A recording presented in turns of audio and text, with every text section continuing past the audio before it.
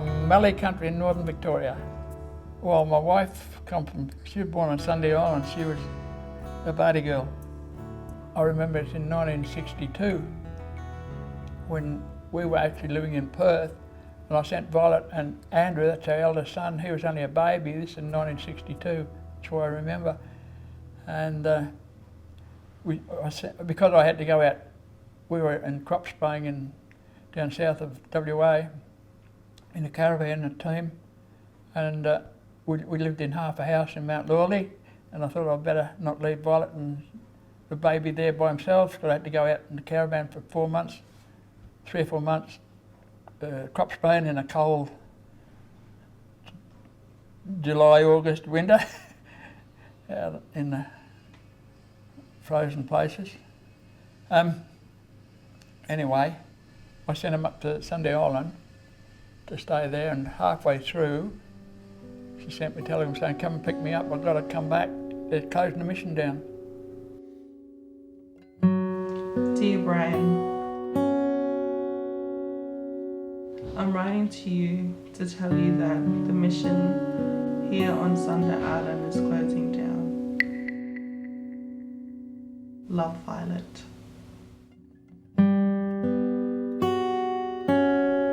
So that's when the teacher left from Sunday Island, so that's all I know about that. And then from that they scattered. Some of them went over to Sunday Island, but that didn't last long because different things. And eventually they come over here to One Arm Point. Hello, I'm Philip Carter. I'm the second eldest son of Violet and Brian. And my mother was born in Sunday Island. That's over through the passages, other side of these other islands. My father he's from Victoria, Mildura. He used to fly planes. He's a pilot. Yeah, him and Mum got married in Derby. Spent their honeymoon on Sunday Island. And after that, we all moved to One Arm Point here and grew up down the beach. Mum and Dad have lived here ever since. We first come here in 1972, April, 40 years ago. We put our kids, 3 of our kids, onto correspondence. 3 of the eldest.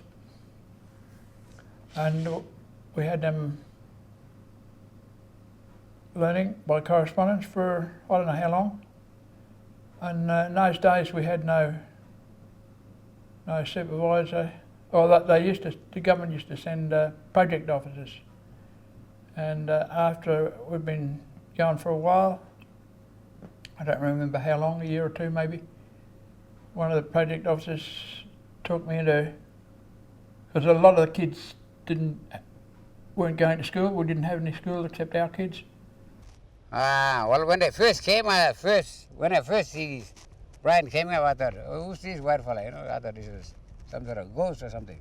First time we seen a white fella come, see? So we got scared first, and then he started talking to the family, so we built up a little box here there, and he started to teach us. At the Middle Beach, that's where he had his camp, and the other families was both sides, on the beach, this side and this side. And we go there every morning for school. We had a little box side, like a little barley, yeah, with leaves on top, and we just write a little school. We used to just like going to school there. That was our first time for us going to school down the beach. It took me to trying to give the locals something to do, something to learn. So I did, with the help of my young brother who was a school teacher over in Victoria. Give me some books and things, and we sort of took them in relays a bit for 2 or 3 hours, one lot, and I think it was about 50 kids I think I had on on the rail at one stage. But yeah, it was pretty exciting. Now we're just sitting on the sand with little blackboard, with chalk, writing out all the numbers and spelling out words there.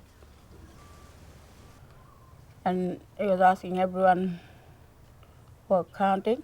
Oh, what? 6 and 4. And Johnny put up her hand and she said, cones. And everyone, we just burst out there. Cones. But and I'm saying 10 cones. And from there, then we start learning how to add up them, like 6 and 4, 10, like that. When we finish school, we go fishing with our parents or just swimming down the beach. Go out swimming, and then when the tide comes, and come back with the tide right up to the beach. That was every day. We used to do that after school. Sometimes we never turn up at school in the morning. See, the teachers would come down to camp and look for us. They couldn't find us here. They looked at us, they find us right down the reef. They're walking with a spear, which is beat the teachers, see. Get up before them and take off down the reef so they couldn't catch us. But it was good going to school, and sometimes we get slack, so we take off fishing. And the teachers were walking behind the reef there trying to call us over. We kept walking. After Dad started the first school year down the beach, Mr. Baker came along, and Mum ended up working with them, being a teacher's aide. Rod Baker and his wife, they were the first teachers. And that meant a lot to me because I didn't have to do my own kids, and the other kids were right. And it meant I could do a lot of other things that needed to be doing. Well, I became a teacher later, but in those days we had no income, no unemployment or anything like that in those days. We just lived on child and down more or less, and what so many people give us sometimes. That was all. And I don't know how long it went for, but we had a lot of fun. One of the local older girls, Alice, we can come and help. She used to take the little kids and tell them stories. My brother sent me some storybooks and things. She used to do that, so she helped a lot there. The whole kids from the 2, 3 and upwards to high school. 2 days a week, and English. Well, they had to learn the literacy and numeracy and all that. Main part was that one for the people who wanted it. So I went away and did a course in education department in mentally. And I became a teacher. Finally, they sent a teacher, and didn't matter about the school, but the teacher had to have a good house, air conditioning and everything. And their first school, for a start, was just a little bough shade down the beach, just up on the hill where the toilets are now. There was a little store there, which was just a garage shed. Until they brought in a transportable, so the kids had their own place in, up where the school is now. And over the years then they put another transportable. Then a year or two later they started building proper schools, and then that's gradually got bigger and bigger. And then later on they even built a high school. When the kids got to high school age, we all sent them down to Christian hostels in Perth. My name's Jackie Hunter, and I'm from Manam Point. I went to primary school, and when I went to kindy primary, she was there. And yeah, she was a good woman from that time on, so she taught me a lot too. And it's been good working with her because, she's sort of been our leader as well in the school. Working with her, she's taught me more, and I've learned more and more from her. She's been there teaching the teachers that comes in from universities, teaching them about cultural awareness and stuff. From her, I've learned to be a strong Aboriginal woman. You know, she's taught me how to be a leader. She's given me courage. She's given me, you know, comfort and to stand up strong, to be a leader in the community, and you know, to go out to conferences like I've been to Adelaide, and she's, you know, given me that confidence, you know, to stand up and talk in front of people and, you know, tell me what to say. And so yeah, she's a really good good lady to be with and spend most of your days with. Maybe 2010, well, before that I got sick. I had to go operation for my cancer and came back, but I couldn't. I worked for a little while, but I was still getting treatment here. And then about 2000, about late, I think 2010 or somewhere around there, it's 11, 12 now, I decided I might as well retire and let somebody else take over, but I think I felt sorry about that. These now kids are still asking about to come back or do some language with them. And the language is very, very vital for these kids here to learn that language.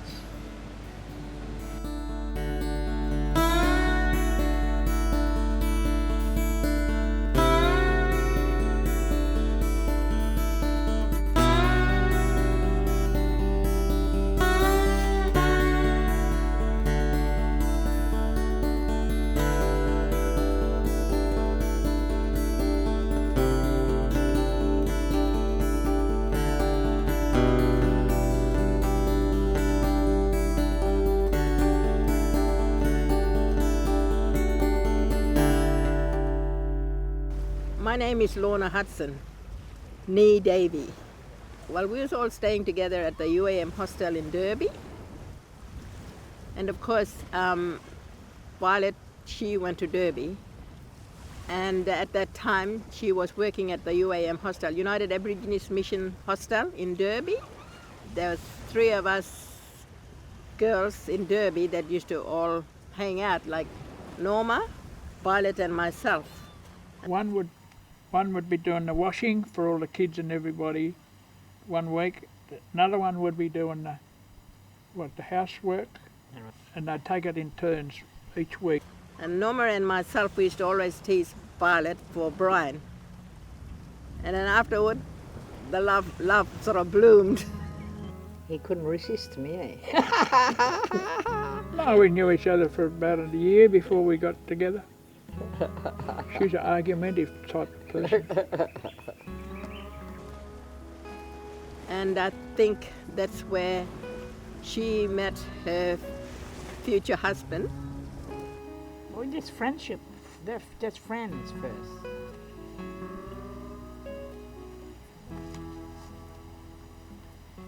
But then it grew into,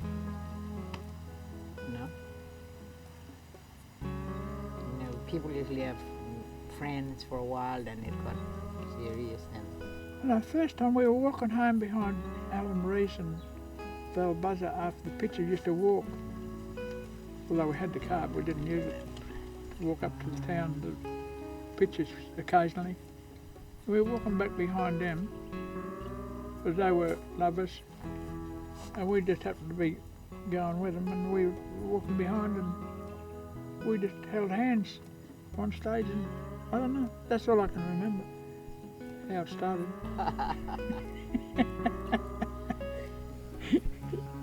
We got married at 1960.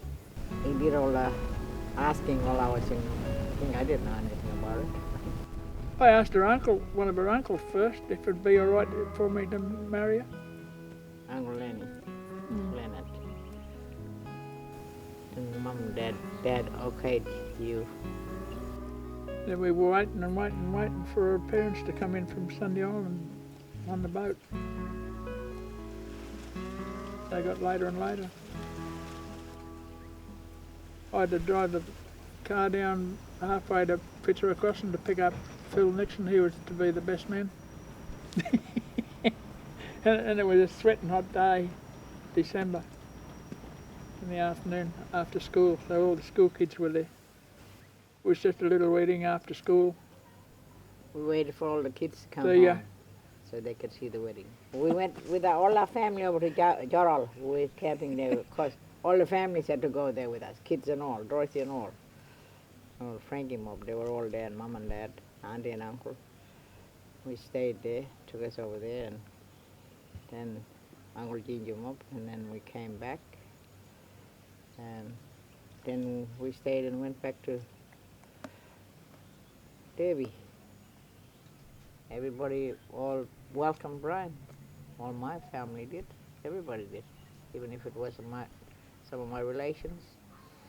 Mostly, Ardyaloon was mostly all people all related to each other. They all welcomed him. Every time he used to fly there, they used to be all at the airport waiting for him when he used to land. I can remember Uncle Billy that time. You landed there, where you took us, our three girls, me, Lorna, Norma, out for the weekend, wasn't it? Or somewhere there. And it was when my mother died. We went there, did some fishing, and people caught a lot of fish. We could take them back to Sandy Ruth was at the hostel there too. Take them back to Derby. And everybody had to go there. Every time he landed there, and every time he flew, there was, should have seen the people all there at the airport. Yeah, they all rushed down. And Uncle Billy was standing there with his spear when you took off. And we loaded the thing, and when you took off, and you came back, and they were all standing in a row, the arm but one side man. And Uncle Billy, he can't hit it. I'm going to go right down. I'm going to swoop down right to those people there. When you did, Uncle Billy was going mad like this, and he fell down like this at you, moving. And we looked back, and we could see Uncle Billy waving the spear at you. That was fun for the old people. But the old people were very excited to see that plane land there. It's the first time they've seen a plane land anyway.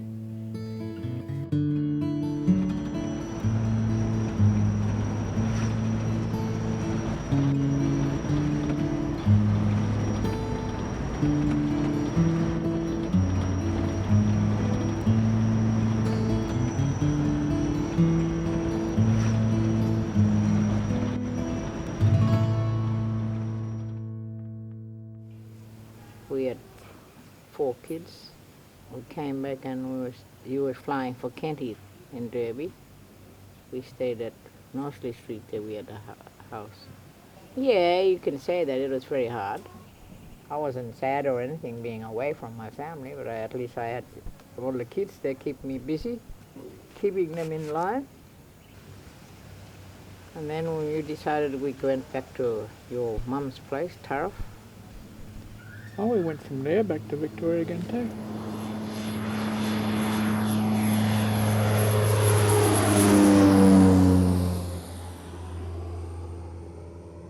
Happiest moment is when I came back to see Mum and Dad. We landed at Kuljaman. No one wasn't expecting me anyway. Anyway, I got a thing there and we jumped on and Mevin was there. Mevin was just crying when he saw me get off the plane. And Mr. Russell drove us here, but Mum and Dad didn't see me. I was lying down. They made me lie down in the back of the Land Rover. And we stopped. Everybody was all looking. What was that Land Rover doing near Mum and Dad's barley there in the mango? And Dad just stood there, and young brother was in barley there. I got up and, the barley nearly went flying when they saw me come out of the Land Rover. Anyway, government mob came over here and had a meeting. All the old people asked him, the elders, this is your country, you say if it's all right for we to build a community here. And Nyami said yes. That's how it started. Gradually a lot of people were just moving away from Ewing, Ardyaloon. Some went this way to Lombardina, some went to Broome, Derby. It was very sad for all people anyway. All people. That's when I got on the boat and went back to Derby and went back to Perth. It was good with her working when she was there at the school, working with her because we had an elder there at the school teaching us culture, you know, and all about respect and teaching us about the land and everything. She's an elder who you'd like to sit down with, just learn about things, learn about life at One Arm Point and culture, language in Sunday Island. Mum and Dad are a lovely couple, happy. They're always ready to help someone in need, always looking after children. But they taught us well, and I'm proud of them, of what they've achieved. I'd like to thank Violet for being a really good teacher to us and always being there for us girls when we needed her. And she was a very good teacher. She would be responsible for a lot of us to understand our own language, our body language. She's always spoken to us in that body language. So that's thanks to her, you know, Violet. I was very, very committed to the kids. I loved all the kids. I think I miss them now, but I still see them now and then. Yeah.